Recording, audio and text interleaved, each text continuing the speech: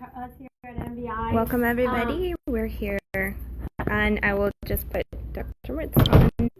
It's a really important time for us here at MBI because our lives have been dedicated to the treatment of this condition for a very long time. And I thought it would be apropos for Dr. Hoffman and I a little bit share with you maybe how we got interested and how our lives changed because of OCD. I have a very different story of how I got involved with the world of OCD. I had to be about 20 years old, 21, and I was a psychology student down in Rio de Janeiro, Brazil, in a very psychoanalytic program. I was very disappointed. I couldn't believe in it. I really wanted to learn cognitive behavioral therapy. Very few places to learn. I got very lucky and got an internship with the only cognitive behavioral psychologist I knew in Brazil. Right in the same time that I started this internship, I went to a restaurant and I watched a mother and a grown man, an adult, maybe he was between 30 or 40 years old, and he sat with his mom, and I still remember like it was yesterday. He spent his whole meal compulsing and moving his arms and rearranging his plate, and he couldn't get to eat. So I watched. I didn't eat either because I was watching him the whole time. I was very fascinated by the fact that this man looked so normal and he was looking great, and his mom was there, and his mom was eating, and he could not take a bite of his food. So for the entire dinner, he didn't eat. So the next day, I got to my supervision, and my supervisor told me, I was like, what is that? I've never seen anything like that. What condition? He'd do that to a person. He couldn't eat his food. And then he told me about OCD, and that day, my whole entire life changed. So I started to becoming obsessed with OCD. I learned everything I could. Maybe 2 months later, I got my first OCD case, and I treated it with CBT. And my patient got better, and that changed my life completely. I realized that that was my calling. And so 2.5 or 3 years later, I left my family in Brazil to move to New York to work at the Albert Ellis Institute as a visiting professional, and then at the Biobehavioral Institute where they specialize in OCD. And so this is about 27 years later, and that's how my life changed. OCD actually changed my life for the better. I found the meaning in my work and what I wanted to do, and I have to tell you, I thank God every day when I leave this clinic for being able to do what we do. Every new patient is a new person, is a new story, is a new symptom, is a new challenge, and it never gets old. And like watching some of you guys here get better and go back to your normal life and build beautiful normal lives, it really means so much to us. So Dr. Hoffman, I want to share, what about you? Like how OCD touched your career? Mine is a little more random. Which sounds right, or I should say just right. So I was very friendly with psychologists I went to school with. My sister just happens to be one of the pioneers of OCD research, whose husband actually is the psychiatrist who came up with the serotonin theory of OCD, and is one of the premier theorists about OCD. And at the time I was working, because it was a close friendship, I never kind of used that connection and went to work at her sister's clinic. But I was working at a hospital as a psychologist, and they started admitting people to the hospital where I was working. And since they knew me, they asked me if I would work with their OCD patients in the hospital. And this is going to sound more addiction than OCD, but I was hooked from the very first one because I had never really thought about it before. But again, it felt just right, and I realized, contrary to what they were saying in the hospital, that there was an approach to CBT that actually wasn't being done in the hospital. And since I knew these experts came in, and just seeing what they did, it was like, you couldn't help so many people, but you could help people with OCD. And luckily, the first person I worked with OCD, who was very, very severe, got so much better so quickly. And to my knowledge, has stayed better. That it just was the kind of thing that was very reinforcing. And not long after, I gradually transitioned out of the hospital, first working part-time, and then also working at Biobehavioral, where I was there for close to more than 10 years, treating patients and working with the team there. And that's been the path that I've never looked back, and that's where I'm a doctor as well.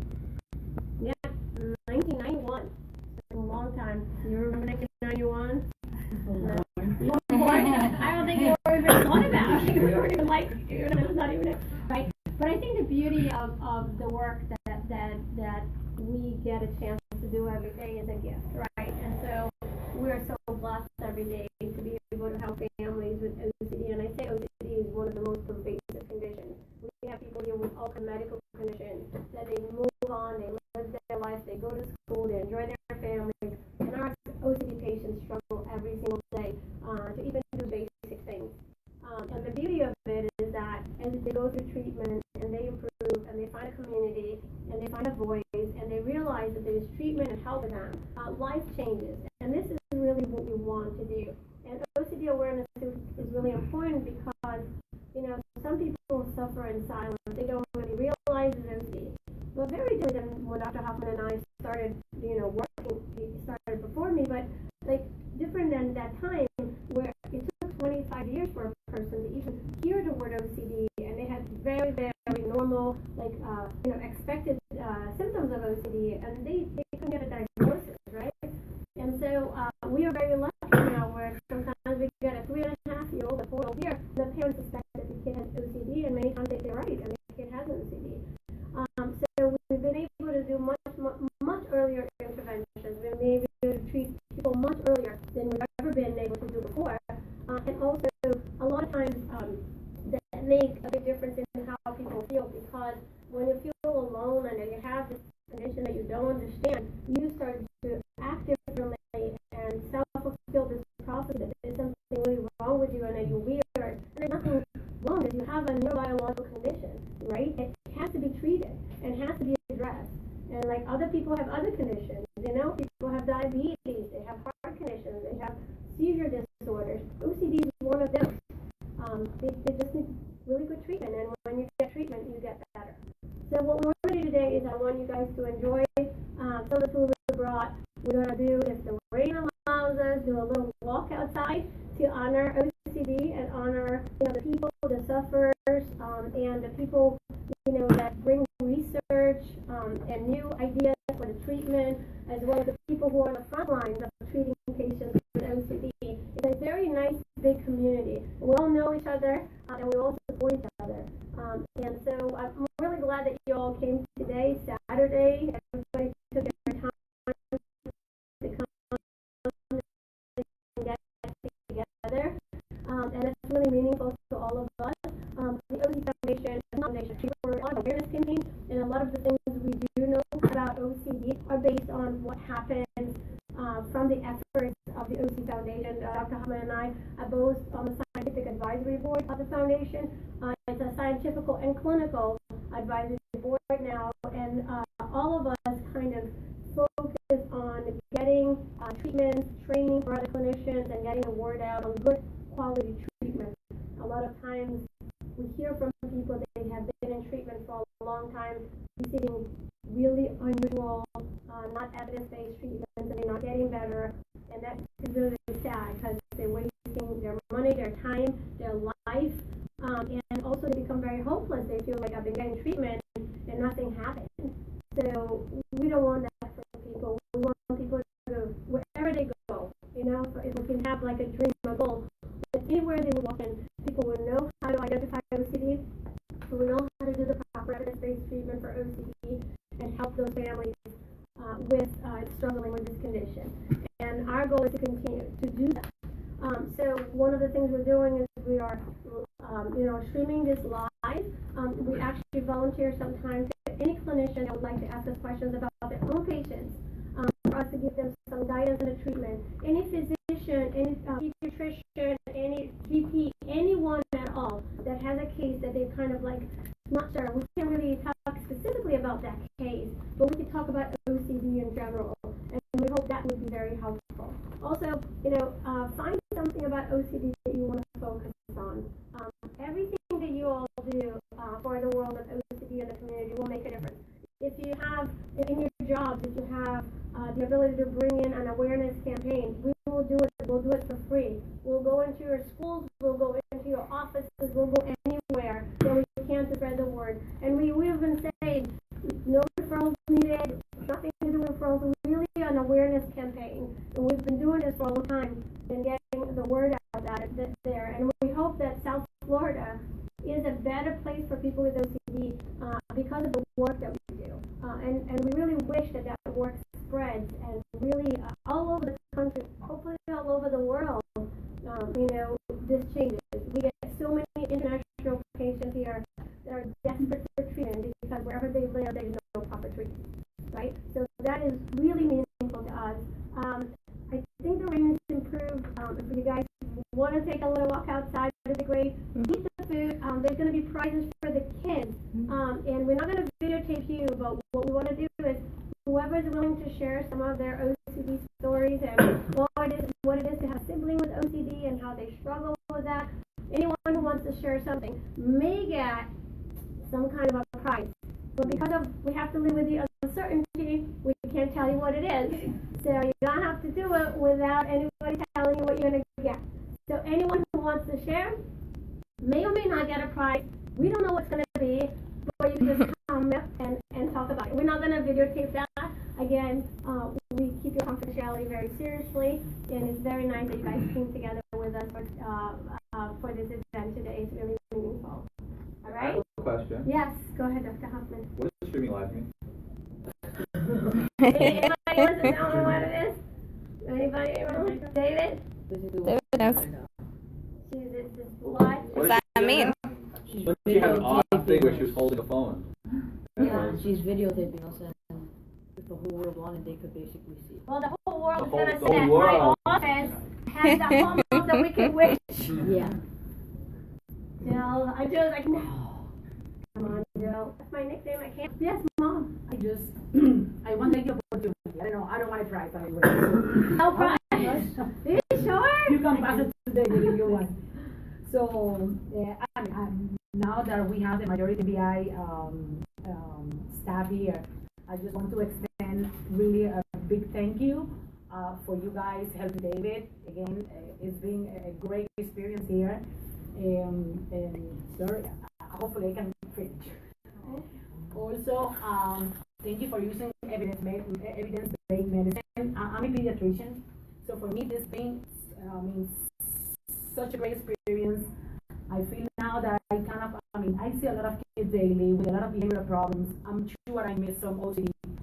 Nowadays that changed for me. So every kid, actually, I got another one on my. I tell the story of one. I got another one. So that is making a big difference on my job, on my office. I kind of promote the other doctors to do the same thing that we're doing here. So thank you very much to all of you guys. Okay. So I just want to Thank you. That's very meaningful to us. Yeah, that's great, and it's great that it's affecting not only your personal life, but your work, and then you're now more aware of OCD and what OCD And awareness is. pediatricians and teachers and people who see the most people are the most important people to identify. Yeah.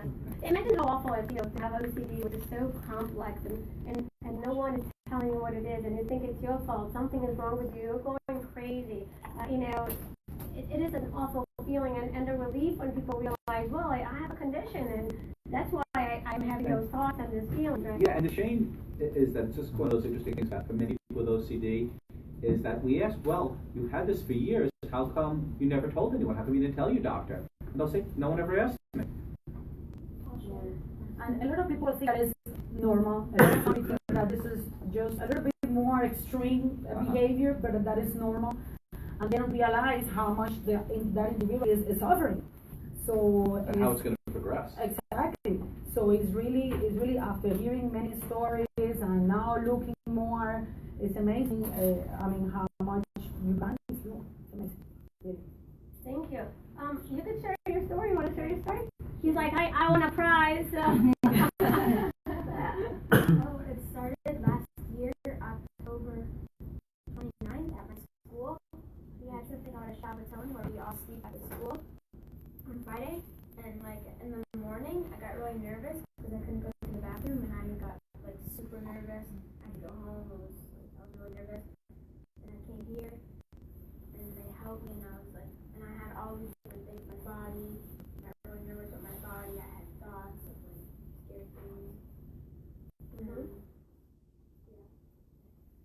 Basically, my ICD is my body. I have kidney failure or something wrong with my body. Was it good to know that was OCD and it wasn't you, that you were not going crazy or anything like that? Yeah. Yeah. Was it a relief or was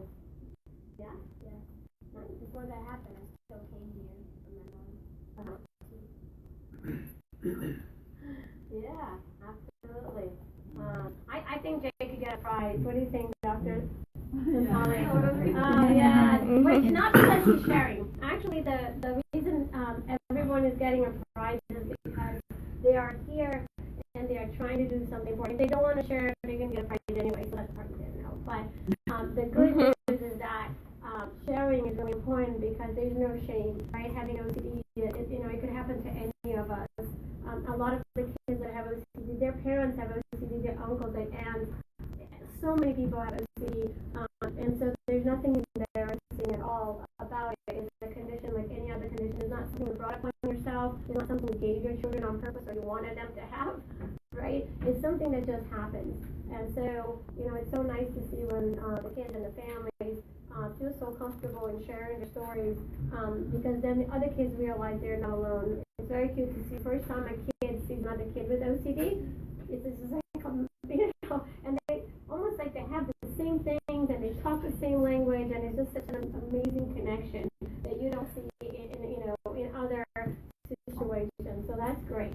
And one more thing, we've been challenged by another clinic to come up with ways of facing or embarrassing ourselves or facing our own fears. It's a challenge going on in one of our professional organizations that one clinic takes on their own challenges with the staff, and they call out another clinic, and we've been called out. So maybe today someone's going to have some ideas about some things that we could do here at NBI, that the staff can face their own fears or do something which is going to promote some awareness, because it's designed to show we're all in it together. We're not immune just because we're clinicians. I'm going to tell you something. I'm actually starting today by doing something.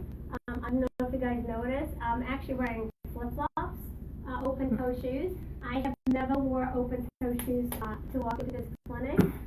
I've worked in New York for a long time where we wear, pantyhose and pumps to go to work. And I'm very, very serious about my closed-toe shoes. And this morning I'm like, I'm going to really feel so anxious walking into the clinic wearing those shoes. And I put it on, and I thought 3 times before I left the house, I'm like, I have another shoe right there.